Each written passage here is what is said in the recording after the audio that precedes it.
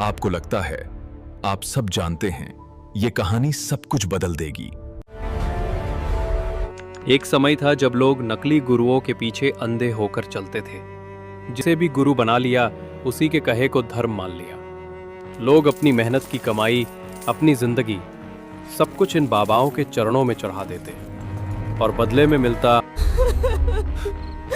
डर, अंधविश्वास और शोषण। इसी अंधकार में एक सच्चे संत का आगमन हुआ, संत रामपाल जी महाराज। उन्होंने साफ कहा, या तो अपने शास्त्रों वेद गीता पर विश्वास करो या इन पाखंडियों पर। संत रामपाल जी ने खुद शास्त्रों को खोल खोल कर उंगली रख रख कर बताया, देखो इसमें क्या लिखा है, सच यही है, बाकी सब धोखा है। जब लोगों ने किताबें पढ़नी शुरू की तो उन्हें पता चला कि ये नकली गुरुओं की बनाई परंपराएं धर्म नहीं बल्कि धंधा है। पहली बार सवाल उठने लगे। जो भीड़ आंख मूंद कर चलती थी अब जागने लगी थी।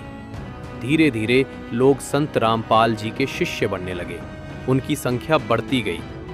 ये देखकर नकली गुरुओं को डर लगने लगा, ये रामपाल हमारा धंधा बंद कर देगा।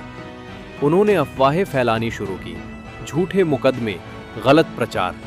पर कहते हैं झूठ ज्यादा दिन तक नहीं टिक सकता। आज सच सामने है। संत रामपाल जी महाराज आज के समय के सबसे बड़े संत हैं। पाखंडी धर्मगुरु उनके सामने टिक नहीं पाए और कभी नहीं टिक पाएंगे, क्योंकि सत्य सत्य ही होता है।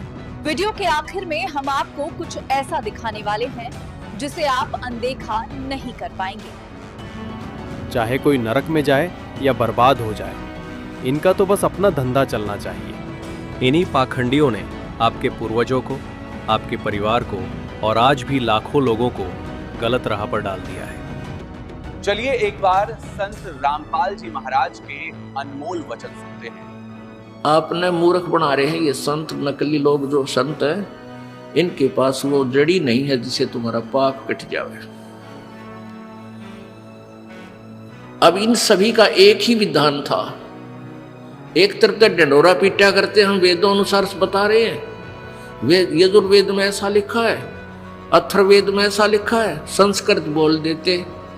हमारे पास संस्कृत पल्ला पड़ा नहीं थी, तो हमने सोचते इसका अनुवाद इसने ठीक कराया होगा, ये ठीक बता रहा होगा, क्योंकि संस्कृत का विद्वान है, सब शास्त्र संस्कृत में भी लिपिबद्ध है। तो हमने ऑब्जेक्शन की कोई गुंजाइश नहीं थी कि ये बोलने वाला कोई गलत बता रहा है।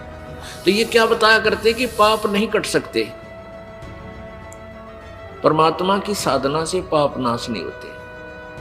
अरे जब भगवान की साधना से पाप नाश नहीं हुए, पाप नाश नहीं होता, जीवन सुख नहीं हुआ, क्योंकि पाप से दुख है। पाप कटे काटा निकले तो पैर में शांति हो।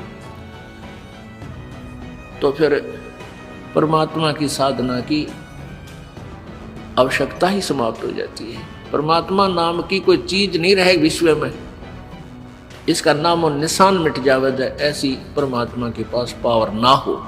और आज भी भगवान की स्थिति विद्यमान है, तो वो शक्ति है मालिक में। प्रत्येक प्राणी उन अज्ञानी अनाड़ी संतों ऋषियों से ये सुनकर के पाप तो भोगना ही पड़ेगा, प्रारब्ध में ये तो दुख तुझे भोगना ही पड़ेगा, फिर भी उनकी चाह मिटी नहीं।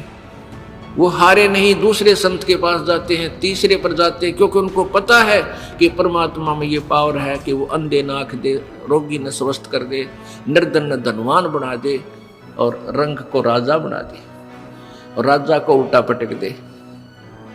तो ये परमात्मा के अंदर गुण है, पता है उनको। उसी दृष्टिकोण से वो रुक नहीं रहे, लेकिन वो वहां ठिकाने पहुंच नहीं पाए जहां वो वस्तु है। और जब वो वस्तु वहां पहुंच जाएंगे तो फिर देखना आनंद कितना है।